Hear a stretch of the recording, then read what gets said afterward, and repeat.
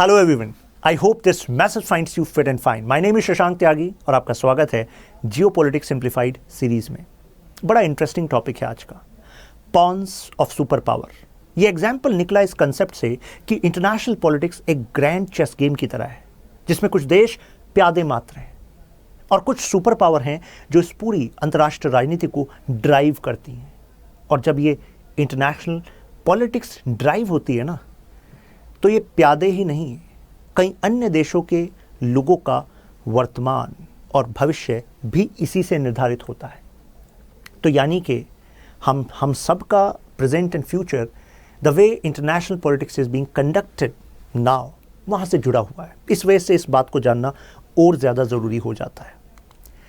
जब मैं word use करता हूँ सुपर पावर, तो इसका क्या मतलब है कि कोई बैच मिलता है सुपर पावर का, कोई यूनाइटेड नेशन का कोई फॉर्मूला है कि if you are going to fulfil these 4 conditions then this badge will be given to you, and when your president और prime minister is going to enter into some meeting they will have this badge. ऐसा कुछ नहीं है, ठीक है, क्योंकि super power जो word है ये कंसीव हुआ था 1944 की इस बुक सुपर पावर में, विलियम टी आर फॉक्स।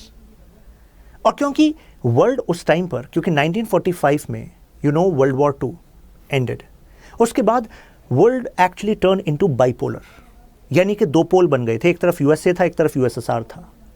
और इनकी शक्तियों में और बाकी देशों की शक्तियों में इतना ज़्यादा गैप था कि इनको सुपर पावर कहना सही माना गया। तो यानी कि वर्ड का मतलब क्या है?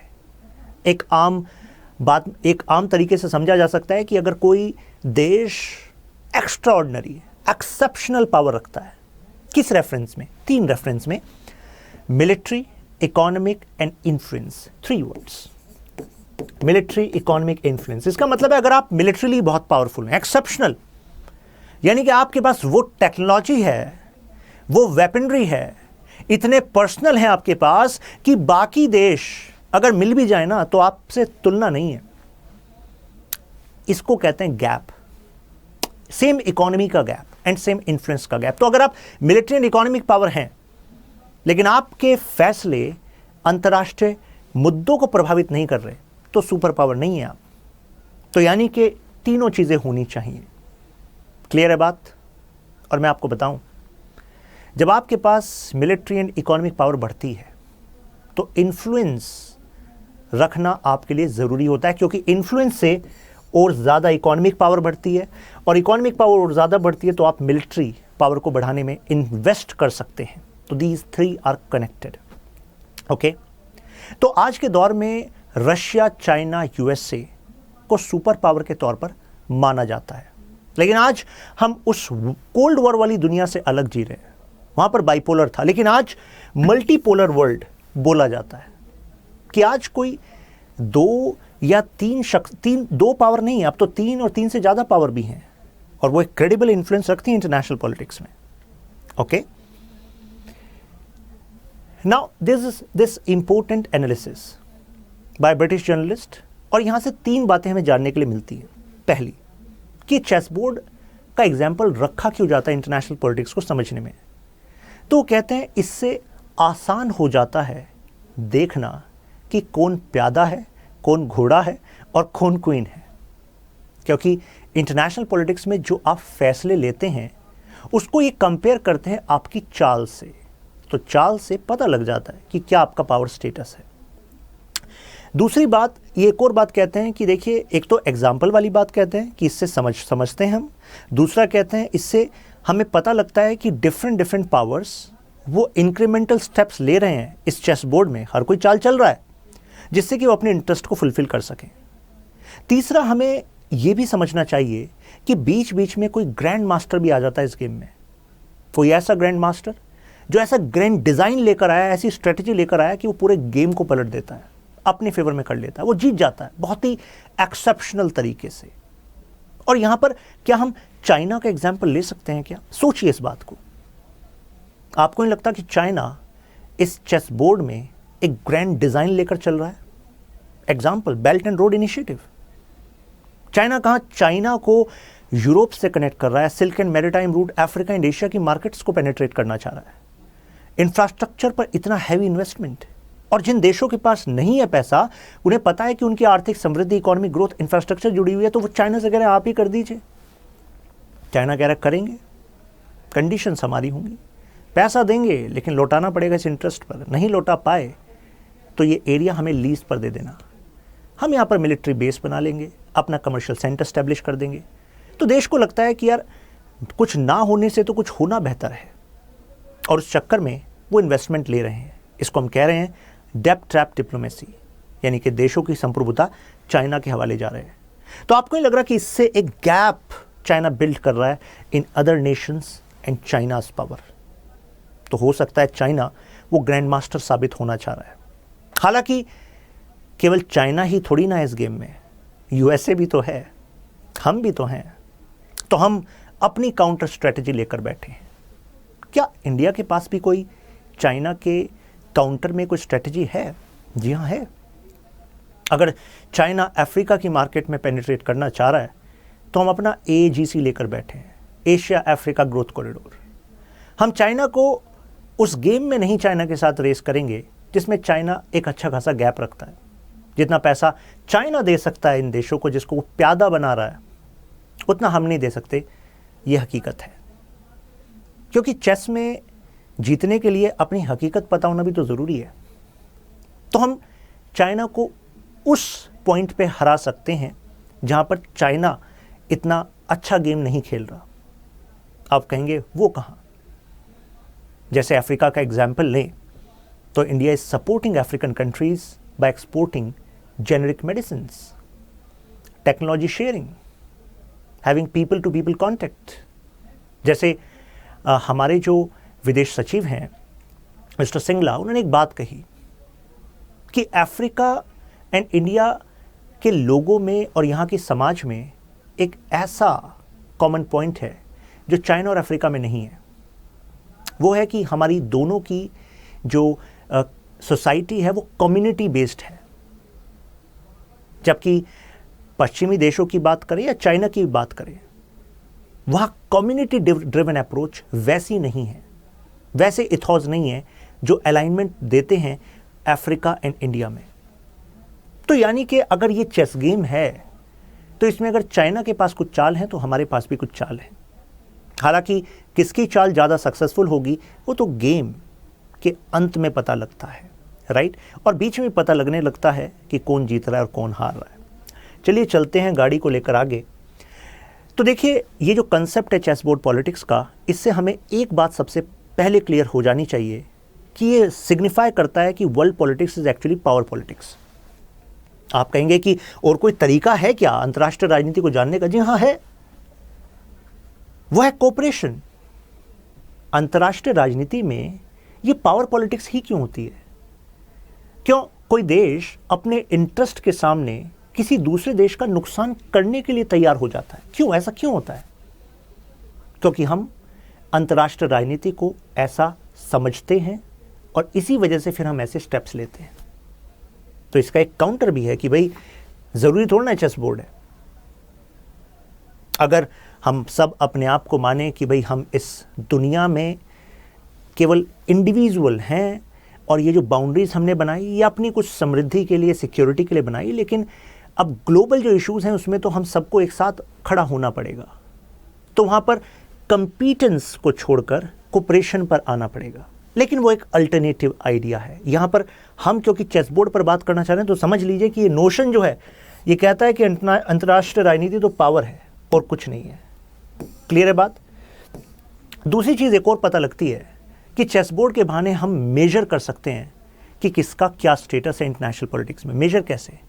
क्योंकि प्यादे की चाल घोड़े की चाल से अलग होगी। इस बात को तो मानते हैं कि नहीं मानते हैं?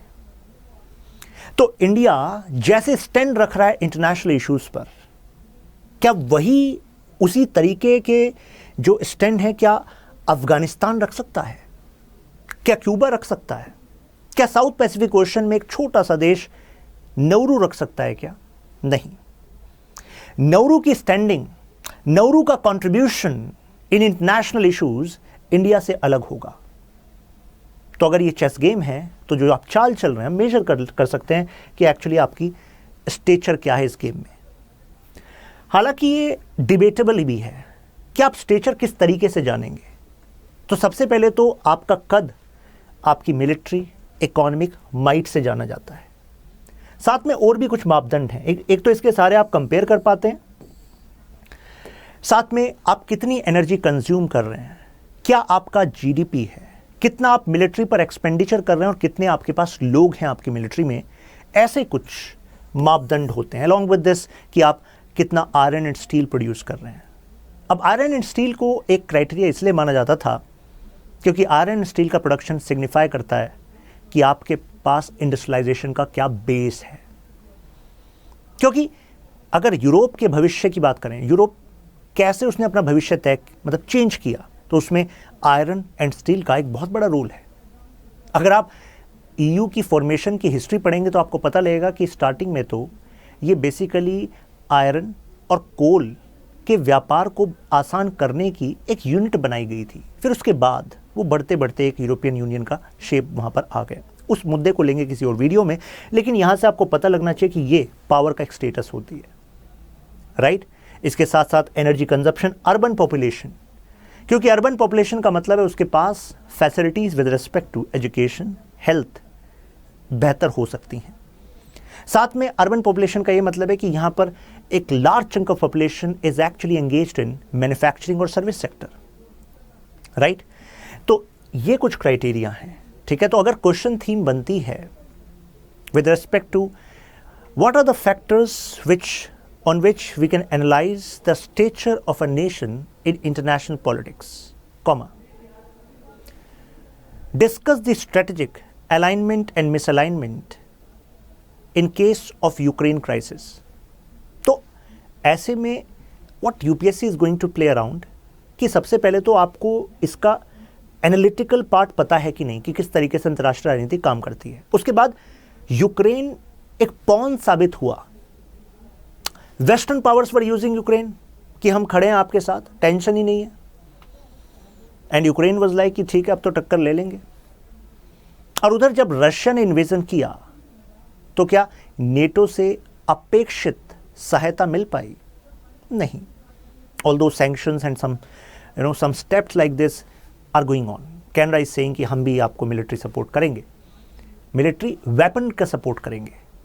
तो ऐसे में ऐसा तो नहीं लग रहा कि कहीं यूक्रेन एक प्यादे की तरह है जिसका प्रयोग सुपर पावर्स कर रही हैं अपने इन्फ्लुएंस को पेश करने के लिए, क्योंकि बलिदान प्यादे को देना पड़ता है, सुपर पावर को नहीं, क्योंकि वो तो इतना पावर गैप लेकर बैठे हैं कि उनसे डायरेक्ट कोई उलझेगा नहीं, राइट।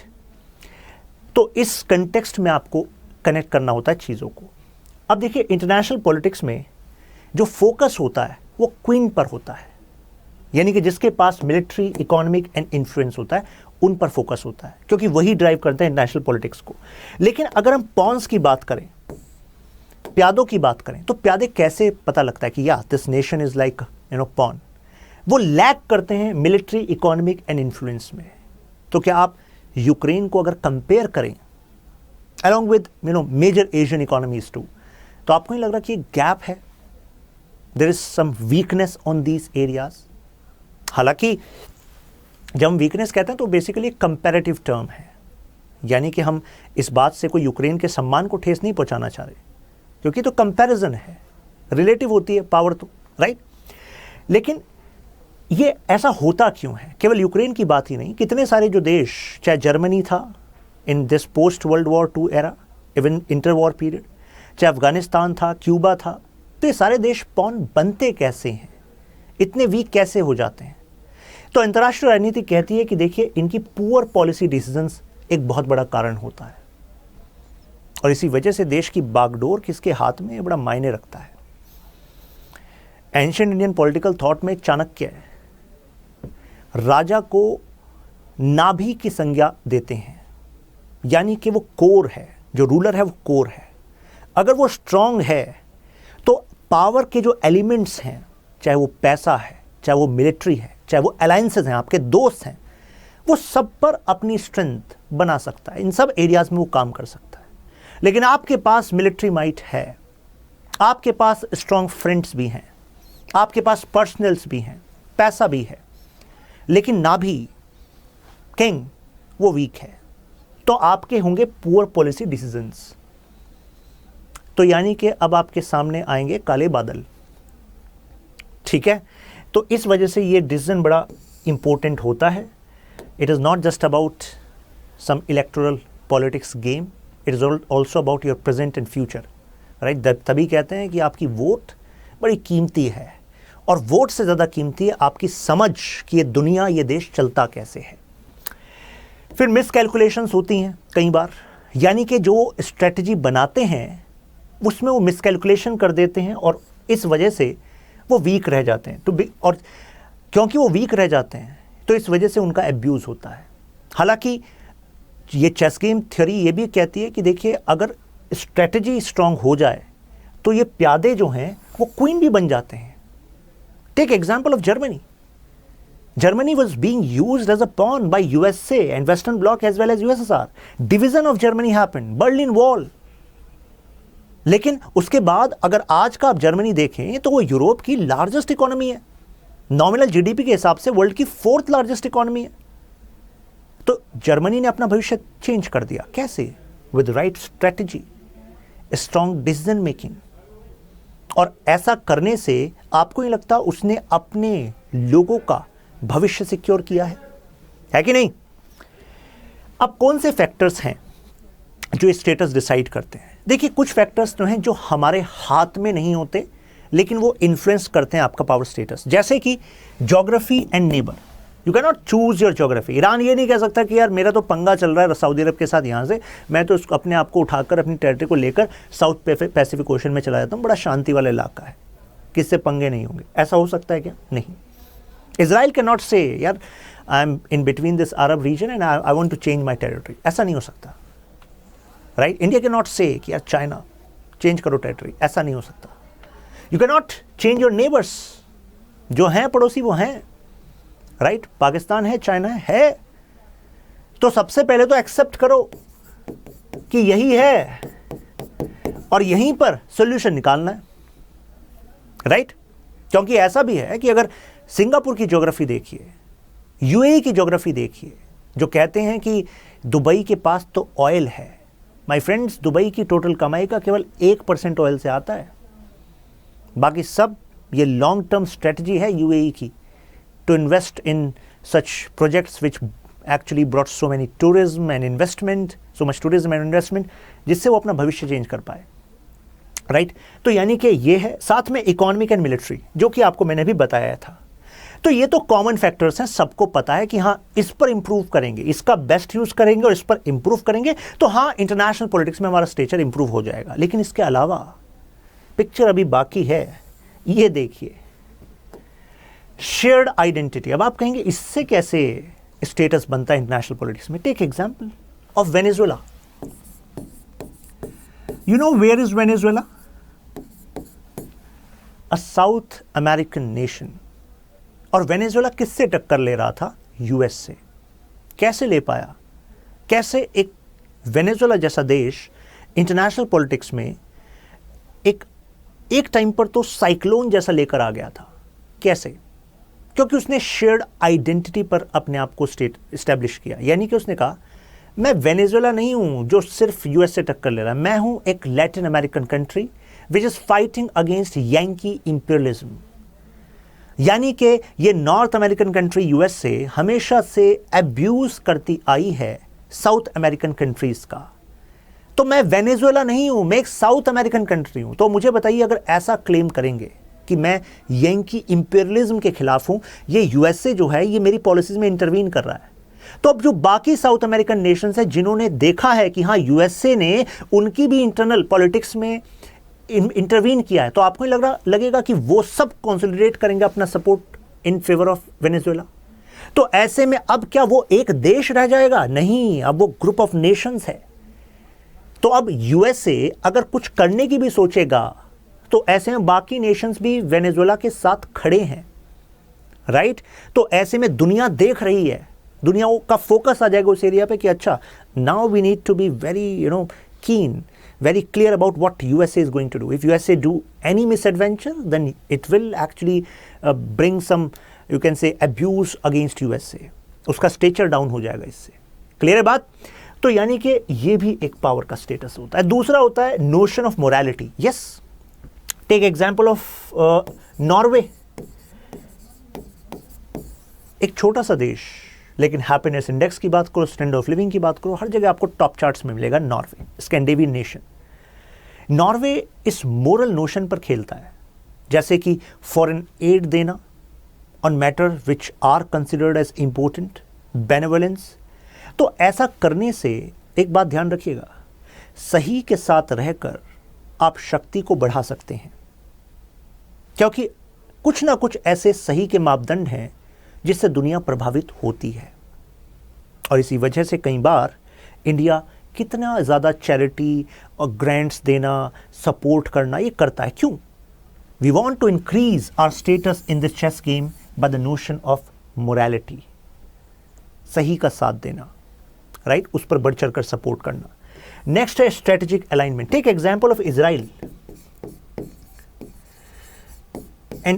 एंड यूएस से स्ट्रेटेजिक अलाइनमेंट। यूएस में सरकार चाहे डेमोक्रेट्स की आए चाहे रिपब्लिकन्स की आए, इजरायली गवर्नमेंट की लॉबिंग इतनी सॉलिड है दोनों तरफ कि इजराइल के इंटरेस्ट के लिए यूएस मिडिल ईस्ट की पॉलिटिक्स को इन्फ्लुएंस कर देता है। तो इजराइल जैसा छोटा देश इतना ज़्यादा इंपॉर्टेंट है। इसके कई और कारण भी हैं, जैसे ज्यूज की एक सिग्निफिकेंट पॉपुलेशन का यूएस में होना, और इस सिग्निफिकेंट पॉपुलेशन में कुछ बहुत ही पावरफुल लोगों का होना जो कि एक स्ट्रॉन्ग पिलर की तरह हैं यूएस फाइनेंस मार्केट के। और यूएस फाइनेंस मार्केट का चैरिटी डोनेशंस देना किसको? इस चाहे डेमोक्रेट्स हो चाहे रिपब्लिकन पार्टी हो। तो यानी कि इस तरह का स्ट्रेटेजिक अलाइनमेंट किसी देश के इंटरेस्ट को सेफगार्ड करने का तरीका होता है। इस वजह से इजराइल भले ही इतने चैलेंजेस आसपास से झेलता हो, लेकिन आज भी एक मजबूत देश की तरह खड़ा है, राइट। अब हिस्टोरिकल अंडरपिनिंग्स जानते हैं कि कैसे सुपर पावर राइवलरी का बैकग्राउंड क्या है, क्योंकि सुपर पावर एंड पॉन, फिर पॉन में हम एक एग्जाम्पल लेंगे जर्मनी का, फिर जर्मनी की स्टोरी को जानेंगे। सबसे पहले तो कोल्ड वॉर के दौरान आपको बताया USA and USR ideological battle. लेकिन एक जानकर आपको थोड़ी हैरानी होगी, कई लोग इसको ऐसा मानते हैं कि ये तो होना ही था, हमने पढ़ा है इतिहास में, ये तो होना ही था। लेकिन यहां पर एक थ्योरी है, कम्युनिकेशन थ्योरी। वो कहती है कि कोल्ड वॉर इस वजह से हुआ क्योंकि यहां पर कहीं मिसकैलकुलेशन थी, मिस इंटरप्रिटेशन थी। और यहां पर एक कैरेक्टर बड़े इंपॉर्टेंट हो जाते हैं, आप नाम याद रखिएगा उनका, जॉर्ज कीन, जो कि एक यूएस डिप्लोमेट थे। इनको मिस्टर एक्स भी कहा जाता है। तो ये मॉस्को में पोस्टेड थे और इन्होंने एक टेलीग्राफ लिखा यूएस में, और उस टेलीग्राफ में लिखा कि मेरी ऑब्जर्वेशन है कि जो यूएसएसआर साइड है वो प्रिपेयर कर रही है expansion into this world, and their expansion is existential threat to USA. और ऐसे में इन्होंने सजेस्ट किया, जॉर्ज कीनन ने, उसके बाद इनको वापस भी बुलाया गया कि अच्छा आपकी एडवाइस तो बड़ी सॉलिड लग रही है क्योंकि एविडेंस हमें भी लग रहे हैं। तो ऐसे में जॉर्ज कीनन ने कहा we need a containment policy against communism. अब ये कंटेनमेंट पॉलिसी क्या सही में आई? जी हाँ, जो यूएस के प्रेसिडेंट थे मिस्टर ट्रूमैन, उन्होंने एक डेलिब्रेट कंटेनमेंट पॉलिसी बनाई। कंटेनमेंट पॉलिसी का मतलब यह है कि यूएसएसआर का एक्सपेंशन हमें रोकना है। तो जिस भी देश में कम्युनिस्ट ताकतें मजबूत होने की कोशिश करेंगी तो उस देश की जो अपोजिशन वाली ताकत होगी, जो कम्युनिज्म के खिलाफ होगी, उसको पैसा, उसको हथियार यूएसए देगा। तो यूएसए ने कहा पैसा इतना हम डालेंगे जगह जगह जहां पर कम्युनिज्म बढ़त करने की कोशिश करेगा कि कम्युनिज्म को हम वहां से व्हाइट वॉश कर देंगे, राइट। अब ऐसे में यूएसएसआर ने देखा कि containment policy, communism as an ideology अगर नेचुरली कहीं फैल रही है तो वहां पर उसको दबाने की कोशिश। तो ऐसे में फिर ये राइवलरी जो है ये बढ़ती चली गई। हालांकि कोल्ड वॉर का मतलब ही ये है कि डायरेक्ट कॉन्फ्लिक्ट नहीं हुआ, लेकिन प्रॉक्सीज, पॉन्स, वहां पर काफी कॉन्फ्लिक्ट हुए। तो ये बेसिकली करा क्यों जाता था? जिससे कि इन पॉन्स को, कुछ टेरिटरीज को अपने इन्फ्लुएंस में ले आएं, उससे अपने बेनिफिट्स करें और डिटरेंस करें। डिटरेंस का मतलब है कि अगर इन्फ्लुएंस हमने बढ़ा दिया इस ईस्ट वाले एरिया में इतना ज़्यादा, तो ऐसे में वेस्ट भी सोचेगा कि यूएसएसआर के पास इतनी ताकत है, तो यानी कि हमें कोई भी ऐसा कदम नहीं उठाना चाहिए जिससे यूएसएसआर के इंटरेस्ट हैम्पर हों, क्योंकि यूएसएसआर के इंटरेस्ट हैम्पर हुए तो यूएसएसआर डायरेक्ट कॉन्फ्लिक्ट में आ सकता है, राइट। तो अगर आपके इन्फ्लुएंस में ज़्यादा देश होंगे तो बफर बनेंगे, आप पर अटैक होना वो थोड़ा सा you can say would be tough, right. So you will be more safe, plus your power will increase so that others will have a deterrence, right. Deterrence का मतलब समझ में आया आपको?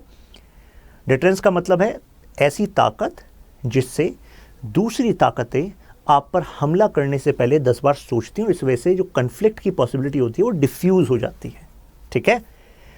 Now states which became pawns, तो ये एक लिस्ट है, जैसे Germany, Korea, Vietnam, Iran, Syria, Libya, Pakistan, Nepal, Cuba, Afghanistan. चलिए जर्मनी की बात करते हैं सबसे पहले। तो after world war II a famous meeting conference happened, Potsdam conference. जैसे कि अब हिटलर जा चुके थे, अब जर्मनी का भविष्य क्या होगा? अब जर्मनी की लोकेशन ऐसी है कि वहां पर एक इंडिपेंडेंट गवर्नमेंट जो जर्मन्स खुद डिसाइड करें, ऐसा करने के लिए ये ताकतें तैयार नहीं थी, क्योंकि इनको लगा कि जर्मनी फर्स्ट वर्ल्ड वॉर में हारा और उसको ऐसे ही रहने दिया तो जर्मनी खतरा बन गया इन देशों के लिए। तो ऐसे में इन्होंने सॉल्यूशन निकाला, चलिए जर्मनी को बांट लेते हैं, अपने अपने इन्फ्लुएंस से चलाएंगे। जापान सरेंडर कर चुका था, डिवीज़न हुआ जर्मनी का 4 पार्ट्स में। बर्लिन कैपिटल थी, लेकिन ये कैपिटल किसके तरफ आ गई? यूएसएसआर के इन्फ्लुएंस में आ गई, ईस्टर्न जर्मनी में आ गई।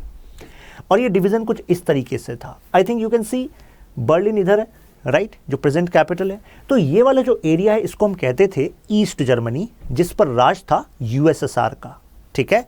फिर आप देख रहे होंगे अदर 3 सेक्टर्स जिसको हम वेस्टर्न जर्मनी कह रहे हैं, लेकिन वेस्टर्न जर्मनी में भी ये वाला जो एरिया है इसको कंट्रोल कर रहे थे ब्रिटिशर्स।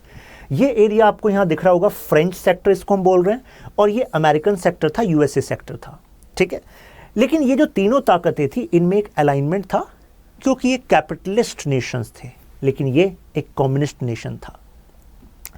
अब ऐसे में हुआ क्या, एक टेलीग्राफ लिखा गया, एक टेलीग्राफ भेजा गया by Winston Churchill, and he said that Stalin is building an iron curtain in Europe, यानी कि यूरोप का एक डिवीजन होता जा रहा है। अभी यहां पर डिवीजन ये है, और इसके साथ साथ कई ऐसे देश भी हैं ईस्टर्न यूरोप के जिस पर स्टालिन अपना इन्फ्लुएंस ला रहे हैं, और ऐसे में वो इन देशों को कट ऑफ करने की कोशिश करेंगे वेस्ट से, जो वेस्टर्न यूरोप है। तो ऐसी उन्होंने बात कही, तो एक कैपिटलिस्ट हो जाएगा, एक कम्युनिस्ट हो जाएगा। तो विंस्टन ने जैसे ये बात कही और ये क्लियर हुआ कि ऐसा होने जा रहा है, तो we need to have some counter strategy against such expansion of communism, otherwise communism will be impacting our interest. तो ऐसे में फिर कुछ एक्शंस लिए गए, जैसे अब ईस्टर्न पार्ट में रिकंस्ट्रक्शन रीडेवलपमेंट के लिए रशिया अपने इन्फ्लुएंस को फैला रहा था, और जिसमें रशियन बैक्ड करेंसी सर्कुलेट की जा रही थी। अब आप सोचेंगे रशियन बैक्ड करेंसी का मतलब क्या हुआ? जैसे इसी टाइम पर अगर आप वेस्ट में देखें तो क्या चल रहा था, मार्शल प्लान, यानी कि जिसमें यूएसए ने कहा कि देखिए जो यूरोप का डिस्ट्रक्शन हुआ है उसके रिकंस्ट्रक्शन के लिए हम पैसा देंगे, पैसा होगा यूएस डॉलर में, और जब यूएस डॉलर ही सर्कुलेट होगा तो मुझे बताइए यूएस डॉलर की इन्फ्लुएंस बढ़ेगी कि नहीं बढ़ेगी? अब वेस्टर्न यूरोपियन देश आपस में भी ट्रेड करेंगे तो यूएस डॉलर में, क्योंकि उन्हें लोन भी मिला था यूएस डॉलर, तो उसकी इन्फ्लुएंस होगी। ऐसा ही कुछ इन्फ्लुएंस रशिया करने की कोशिश कर रहा था, लेकिन इसके काउंटर जो स्ट्रेटजी वेस्ट ने की, अब इससे हमने देखा कि ये एक एग्जाम्पल था ट्रूमैन की कंटेनमेंट पॉलिसी का। अब इस बात से जो है स्टालिन नाराज़ हुए। स्टालिन ने कहा कि ये तो सीधे सीधे कम्युनिज्म के स्प्रेड को रोक रहे हैं, कम्युनिज्म को टक्कर दे रहे हैं। तो ऐसे में स्टालिन ने नाराज़ होकर जो आयरन कर्टेन की उन्होंने बात की थी, स्टालिन ने कहा अब हम सही में दिखाते हैं क्या होता है आयरन कर्टेन।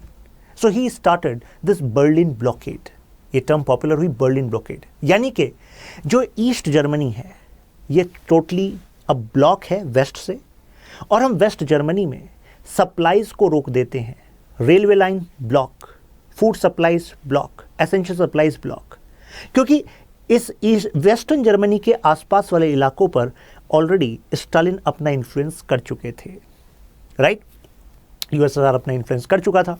तो ऐसे में अब यूएसए को लगा कि जॉर्ज कीनन जो है वो सही बात कह रहे थे कि यूएसएसआर जो है वो यूएसए और वेस्टर्न यूरोपियन ताकतों को नेगेटिवली इंपैक्ट करना चाहता है, सही में एग्जिस्टेंशियल थ्रेट है। वो एक दिन अपनी सत्ता को पूरी दुनिया में काबिज करना चाहता है। तो ये तो यूएसए और वेस्टर्न यूरोपियन के लिए खतरा था। तो उन्होंने कहा बिल्कुल सही बात कही थी जॉर्ज कीनन ने, लेकिन अभी पहले सॉल्यूशन निकालते हैं इस वेस्ट जर्मनी वाली बात का। तो उन्होंने क्या करा, एयरलिफ्ट करी फूड एंड सिविल सप्लाईज। तो उन्होंने कहा चलो अब तो हमने सॉल्यूशन निकाल दिया, लेकिन ये एक स्टॉप गैप सॉल्यूशन है, we need something bigger. Western Germany को उन्होंने डेवलप करना स्टार्ट किया मार्शल प्लान के तहत, क्योंकि अगर कभी भी आप कमज़ोर हैं तो उसका एक ही तरीका है मजबूत करने का, आत्मनिर्भर होना। और आत्मनिर्भर होने के लिए आपके पास ज़रूरी इकोनॉमिक एरियाज़ होने चाहिए जहाँ पर लोग जॉब करेंगे, प्रोडक्शन होगा, फिर उसको आप मार्केट कर सकते हैं, एक्सपोर्ट कर सकते हैं। तो ऐसे में आपको पैसे की ज़रूरत पड़ेगी स्टार्टिंग में इन्वेस्टमेंट के लिए। तो मार्शल प्लान के थ्रू एड्स आने लगी। तो अब हमने देखा कि वेस्टर्न जर्मनी कंपेरेटिवली प्रॉस्पर हो रहा था क्योंकि वहाँ जॉब्स क्रिएट हो रही थी। लेकिन अगर ईस्टर्न जर्मनी की बात करें जो कम्युनिज्म के अंडर था, वो पुअर हो रहा था। तो मुझे बताइए, अगर आप उस टाइम पर वेस्ट और ईस्ट जर्मनी में होते, किसी एक जगह से ईस्ट जर्मनी में होते और वहाँ पर आपको जॉब क्राइसिस है, लाइवलीहुड क्राइसिस है, तो आप क्या करते? आप कहेंगे कि सर हम तो ये आइडियोलॉजी वगैरह के चक्कर में ना पड़ते, हम तो सीधा जर्मनी की तरफ कूच करते, वेस्टर्न जर्मनी की तरफ कूच करते। और सेम ऐसा ही लोगों ने करना स्टार्ट कर दिया। People from eastern Germany they started moving to west Germany. तो ऐसे में स्टालिन को लगा कि यार ये लोग जो हैं पार करके जाना चाह रहे हैं वहाँ पे, ये तो सीधे सीधे एक तरीके से जो साख है यूएसएसआर की और उसकी आइडियोलॉजी की, उस पर बट्टे वाली बात हो गई, नुकसान वाली बात हो गई। तो ऐसे में उन्होंने क्या करा कि रेस्ट्रिक्ट कर दी एंट्री, कि नहीं आप एग्जिट नहीं हो सकते, इधर से एंट्री नहीं हो सकती, और ज़्यादा रेस्ट्रिक्शंस बढ़ा दिए। लोगों ने इस टाइम एक तरीके से मांग करनी स्टार्ट कर दी थी कि नहीं, वी नीड डेमोक्रेसी, क्योंकि डेमोक्रेसी से प्रॉस्पेरिटी आ रही है। डेमोक्रेसी से ये इंश्योर हो रहा है कि जो भी सत्ता में होगा वो हमारा शोषण नहीं करेगा एटलीस्ट, नहीं तो हम उसके नेक्स्ट इलेक्शन में चेंज कर देंगे। तो ये आइडिया बड़ा पॉपुलर होने लगा। स्टालिन ने बर्लिन वॉल को बनाया और स्टॉप कर दिया इनका movement from east to west. इसके बाद 1970s में हमने देखा कि ईस्ट और वेस्ट जर्मनी में रिलेशन थोड़े से नॉर्मलाइज होने स्टार्ट हुए। और 1990 के बाद जैसे ही कोलैप्स ऑफ यूएसआर हुआ, उसके बाद हमने देखा both zones of Germany they finally got United. लेकिन मैं आपको ये समझाने की कोशिश कर रहा हूं कि जो इतनी उथल पुथल जर्मन्स की लाइफ में हो रही थी वो किस वजह से हो रही थी। Because Germany was like a pawn. The life of the German people was getting devastated because some superpower were playing their game in Germany. USA वहां पर इस वजह से एड नहीं पहुंचा रहा था कि देखिए ये हम जर्मन्स के लिए कर रहे हैं, वो इसलिए पहुंचा रहा था कि यहां पर अगर कम्युनिज्म फैल गया तो उसको खतरा है। स्टालिन ईस्टर्न जर्मनी में इस वजह से नहीं कम्युनिज्म ला रहा था कि नहीं इनका भला हो जाएगा कम्युनिज्म से, नहीं, वो इस वजह से क्योंकि उसको लग रहा था कि उसको अपनी पावर को एक्सपेंड करना पड़ेगा, अदरवाइज वेस्ट इनकी पावर के ऊपर कंट्रोल कर लेंगे, इनकी पावर को लिमिट कर देंगे। और ये पावर पॉलिटिक्स है, जिसके पास ज्यादा पावर वही अपने इंटरेस्ट को सिक्योर कर सकता है। बात पकड़ में आ रही है आपको? तो ऐसे में अब हमें निष्कर्ष के तौर पर क्या मिला कि जो वेस्टर्न पावर्स थी वो जर्मनी में अपना होल्ड करके उसके रिसोर्सेस को एक्सट्रैक्ट कर रही थी, नंबर 1। दूसरा, उसको बफर जोन की तरह इस्तेमाल कर रही थी अपने आप को सिक्योर करने के लिए। यह होता है जब कोई देश कमजोर होता है, हारे हुए देश के साथ ऐसा होता है, राइट। इसी वजह से देश का जीतना, देश का मजबूत होना जरूरी है। फाइनली हमने देखा कि जर्मनी में जो इंटरनेशनल प्लेटफॉर्म बन गया था एक वर्ल्ड पॉलिटिक्स का, राइट। और उसके बाद हमने देखा कि अब they were fighting for their own influence, यानी कि no strength to fight the super power, क्योंकि जर्मनी के पास ये स्ट्रेंथ नहीं थी, जर्मनी वीक था, इसी वजह से तो जर्मनी को पॉन की तरह यूज किया जा रहा था, राइट। एंड आई होप अब आप कनेक्ट कर पा रहे होंगे कि इस चेस गेम में आपका पावर स्टेटस रखना कितना ज्यादा इंपॉर्टेंट है, राइट। ये हमें ये सिखा रहा है। अब एनालिसिस के तौर पर अगर हम देखें कि भाई ये यूएसएसआर और यूएसए ये आपस में क्यों integrate, you know can say were coming into conflict in Germany, तो यहां पर हम 4 रीजंस देख सकते हैं। पहला रीजन कि देखिए यूएसएसआर कम्युनिज्म को स्प्रेड करना चाह रहा था। दूसरा रीजन, वो चाहता था कि जो फ्रांस है, यूके है, यूएस है, वो इनके करीब जाने के रूट उसके कंट्रोल में हो, क्योंकि जब युद्ध होगा तो अपनी फोर्सेस को एडवांस करने के लिए हमें क्लियर कट रूट्स चाहिए, क्योंकि स्ट्रेटेजिकली इंपॉर्टेंट होता है। तीसरा, अब रशिया मीन्स यूएसएसआर को मेडिटेरियन सी का रूट चाहिए था, क्योंकि मेडिटेरियन से होता है यूएस इस पूरे यूरोपियन एरिया में ट्रेड। तो यूएसएसआर के प्रोडक्ट्स अदर मार्केट्स में तभी पहुंचेंगे जब उसके पास ये सी लिंक होगा। तो इस वजह से उसका अपने इन्फ्लुएंस को एक्सपेंड करना वो उसकी आर्थिक मीन्स उसकी खुद की इकोनॉमी के सर्वाइवल के लिए ज़रूरी था, ऐसा कहा जाता है। दूसरा, वो डोमिनेट करना चाहता था, ये लास्ट स्टेप था, उसका इंटरेस्ट था, वो डोमिनेट करना चाहता था यूरोप को, अफ्रीका को, एशिया को और फाइनली अमेरिका को। अब यूएसए की क्या इंटेंशन थी इस कॉन्फ्लिक्ट के पीछे? क्यों they were using Germany as a pawn?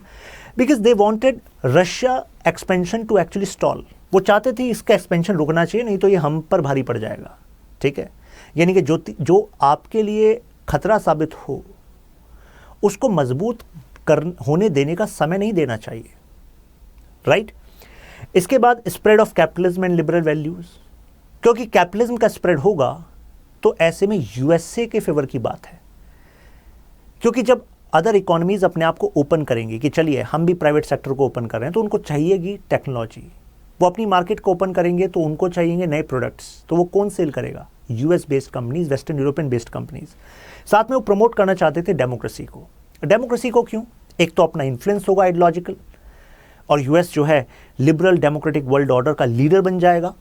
और इसके पीछे एक थ्योरी भी है, उसको कहते हैं डेमोक्रेटिक पीस थ्योरी, जो कहती है कि दो डेमोक्रेसीज में युद्ध की संभावनाएं न्यूनतम होती हैं, मिनिमम होती हैं, क्योंकि डेमोक्रेसी में जनता क्वेश्चन पूछ सकती है अपने रूलिंग रेजिम से कि भाई आप जो है ये युद्ध कर क्यों रहे हो, क्या इस वाकई जरूरी है? We need proof. बट अगर डिक्टेटर के अंडर आप हैं तो वहां आपसे कोई नहीं पूछने वाला। युद्ध पर जाना है, डिक्टेटर को अपने इन्फ्लुएंस फैलाना है तो वो करेगा। तो ऐसे में अगर डेमोक्रेसी होती है तो युद्ध की संभावनाएं कम हो जाती हैं। ये एक यूएस की इंटेंशन बताई जाती है। ओके, हालांकि मैं आपको बता दूं ये भी एक तरीका है कई देशों को प्यादे की तरह बनाए रखने का, डेमोक्रेसी के नाम पर युद्ध छेड़ना और फिर वहां पर सिविल वॉर जैसी कंडीशन छोड़ के बाहर आ जाना। Example, Libya. Look what is happening in Libya under the regime of Muammar Gaddafi. Health, education were actually responsibility of state, government was taking care of them. लेकिन वहां पर लोकतंत्र को लाने के लिए जब इंटरवेंशन किया वेस्टर्न पावर्स ने, when Muammar Gaddafi is not there now, अब आप देखिए क्या हाल है, सिविल वॉर हो रहा है। तो ऐसा भी कहा जाता है कि ये डेमोक्रेसी की जो थ्योरी है कि इससे शांति आएगी दुनिया में, समृद्धि आएगी दुनिया में, हो सकता है ये एक आइडियोलॉजिकल स्टैंड पॉइंट हो जो कि यूएस के इंटरवेंशनिस्ट पॉलिसी को जस्टिफाई करता हो कि इसके बहाने हम इंटरवीन कर सकते हैं। क्योंकि जो भी आप एक्शन करते हो और आपको सुपर पावर स्टेटस बना रहना है तो आपको बस उसे जस्टिफाई करना आना चाहिए। अगर आप किसी चीज को जस्टिफाई कर सकते हो तो आप वो कर सकते हो, आपका स्टेटस इंप्रूव होगा, राइट? तो अभी का क्या स्टेटस है जर्मनी का? देखिए, अभी Germany G7, G20, UN, OECD, NATO इनका पार्ट है। और जैसा आपको बताया कि जर्मनी अगर यूरोप की बात करें तो लार्जेस्ट इकोनॉमी ऑफ यूरोप है, और नॉमिनल जीडीपी की बात करें तो फोर्थ लार्जेस्ट नेशन है, इकोनॉमी है। और एक्सपोर्ट सेक्टर की बात करें, मोटर व्हीकल्स, मर्सिडीज, कहाँ पर इसका हेडक्वार्टर है? Germany. BMW, Bavarian motor works, कहाँ की कंपनी है? जर्मनी। तो motor vehicle, machinery, chemical, computer, इन सभी सेक्टर्स में हम देखते हैं कि जर्मनी एक्सपोर्ट करता है, एक्सपोर्ट लेड इकोनॉमी है।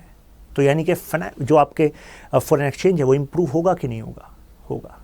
तो ऐसे में जर्मनी अपनी मॉडर्नाइजेशन पर स्पेंड कर सकता है, नहीं कर सकता है? कर सकता है। तो यानी कि economic power converting into military power and then using it as a influence in world politics. तो यानी कि जर्मनी की कहानी एक पॉन से एक इंपॉर्टेंट प्लेयर बनने की कहानी है। My friends, this is an information. If some of you are planning to purchase some course from StudyIQ for a preparation, there's a double validity offer. 33 त्यागी अगर आप यूज करेंगे तो आपको ये ऑफर मिल जाएगा। Thank you for now, and you can find this PDF in my group, Shashank Tyagi for you. Apart from this, I'm having a personal handle on Telegram also, on Instagram also, shashank.powerbeing. You can connect with me. If I could be of any help in your preparation, I'll be more than happy. See you in the next video. Till then, keep learning, keep growing.